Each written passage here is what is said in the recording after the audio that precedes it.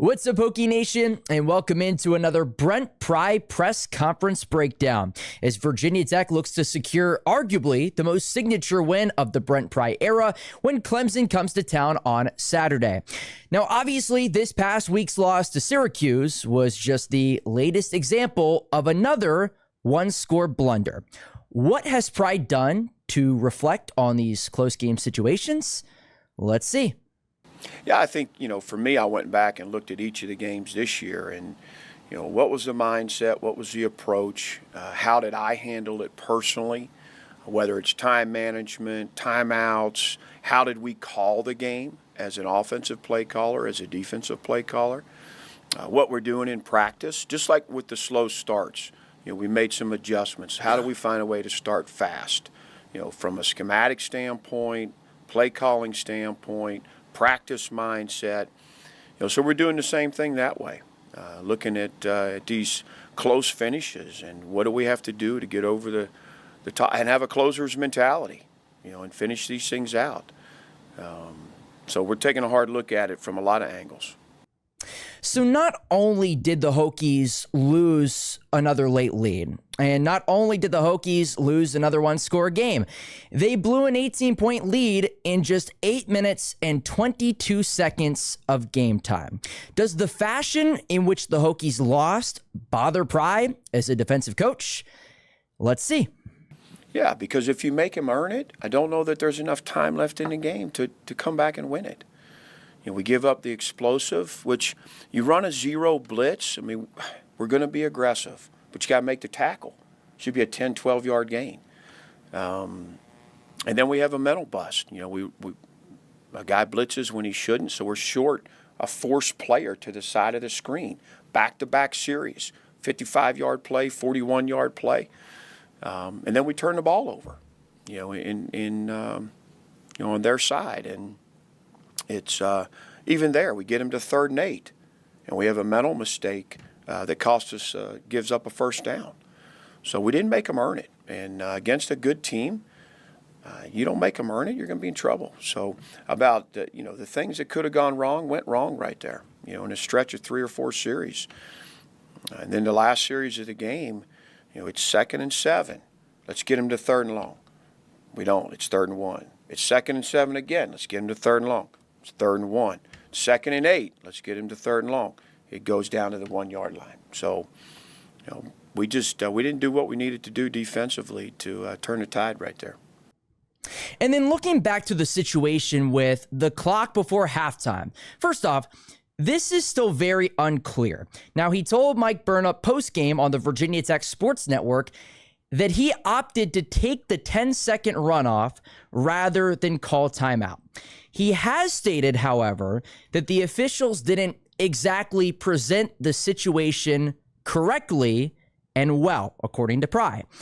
So here's Pry on whether or not he sought clarity from the ACC and what the explanation was. Here we go. Yeah, so, we always meet on Mondays and talk through all the situations. And, there's certainly clarity now. There wasn't clarity in the moment with timeouts. There wasn't clarity. There was miscommunication with the time that would be on the clock. Had I had all the information and had it to do over, that's one I'd probably play out differently.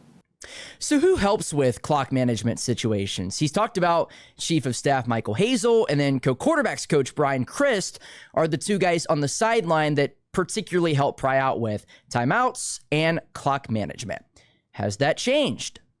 Here's Pry. We have one staff member in the press box that has the book and 2-point plays and clock, and so he communicates on the headset. And then Brian's pretty busy with those quarterbacks, but he's part of it. And Mike's not in a headset, but he's well in tune with the game. And so I may have done that differently. I didn't like 2nd and 15. We played a pretty good half.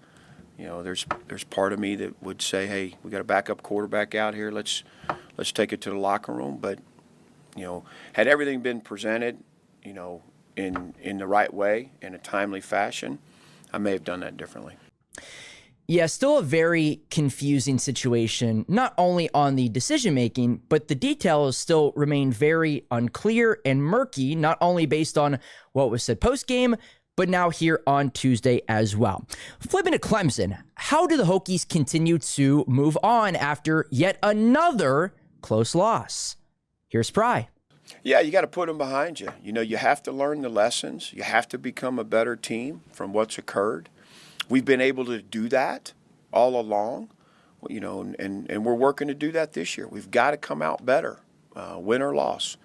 And this can still be a special year for us. They know that. This is a great opportunity with Clemson at home, talented, ranked team. I think we're 0-5 or 0-6 the last several against these guys. So,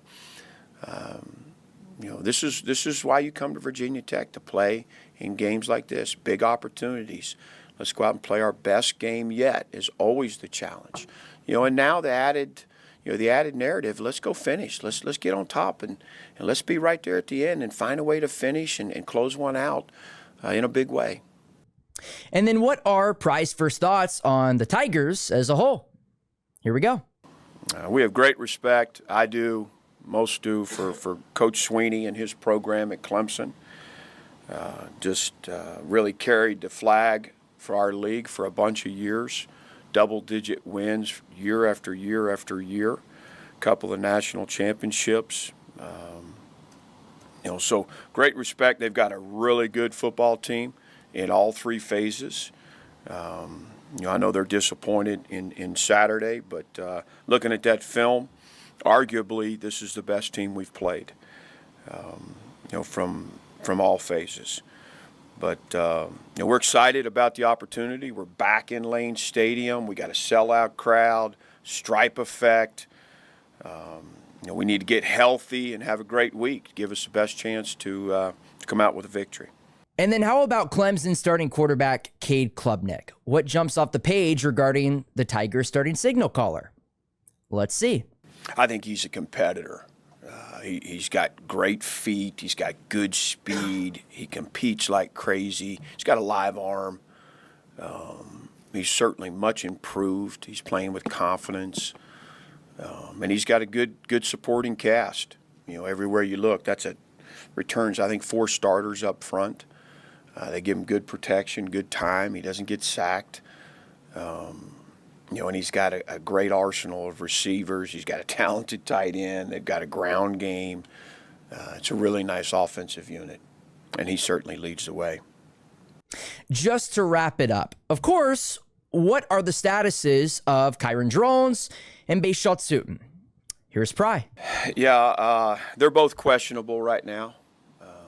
They're obviously better than they were. Kyron, better than he was last week at this time. Bayshalt probably yet to be determined. You know, today we find out a lot. You know, hopefully by the end of tomorrow we feel good about both those guys. Couple more injury notes as well. Mansour Delane, he has been listed as questionable, and backup quarterback and potential starting quarterback Colin Schlee should be good to go. Virginia Tech and Clemson from Lane Stadium on Saturday, 3:30 on ESPN. Thanks for tuning in, and we'll talk to you very soon.